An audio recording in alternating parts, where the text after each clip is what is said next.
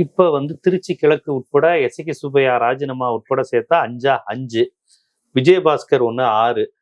இது போக வைகோ கட்சியிலேயே 2 எம்எல்ஏ ராஜினாமா செய்ய வாய்ப்பு இருப்பதாக சொல்லப்படுகிறது. இப்போ வரையும் வைகோ அதை மறுக்கல. அப்படி ஒரு செய்தி வருதே, யாரை கிட்ட இப்படி பேசிக்கிட்டு இருக்கீங்கன்னு அவர் மறுக்கல.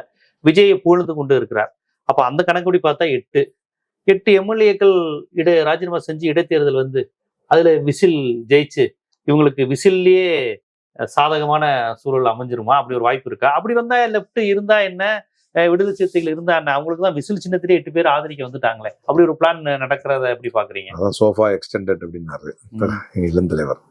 அதைத்தானே நானும் சொல்றேன். இவரை உங்களுக்கு தனி பெரும்பான்மை நீங்கள் பெற வைப்பதற்கான எல்லா முயற்சியும் நம்ம எடுக்கிறோம். இன்னொன்னு, கூட்டணியே அவர் நம்பல. இப்ப இன்னைக்கு இந்த ராஜினாமாக்கள் நடக்கும் பொழுது ரொம்ப மிருதுவாகவும் மென்மையாகவும் தானே திருமாவளவனும் கண்டிக்கிறார், கம்யூனிஸ்டும் கண்டிக்கிறது. வலிமையா அவங்க எப்படி கண்டிச்சிருக்கணும்னா, நீ எங்களுக்கு பண்ற அசிங்கம் இது, உன்னை நம்பி நாங்க விட்டுட்டு வந்திருக்கிறோம், ஒரு நல்லா இருந்த கூட்டணியை க்ளோஸ் பண்ணிட்டு வந்திருக்கிறோம், நீனா எந்த மாதிரி ஜனநாயக அசிங்கத்தை பண்ற அப்படின்னு அவங்க கேட்கணும். ஆனால் அதை விட்டு அவர் பவர் ஹங்கரியா இருக்கிறாரு. ஆனால் இதுல இன்னொரு விஷயம் என்னன்னா, ஒரு கால் நான் சொல்ற அதிமுகவை வைத்து பாஜக அவருக்கு உதவி செய்யுங்கிறது அதை விட அவருக்கு சேஃபான இடம்.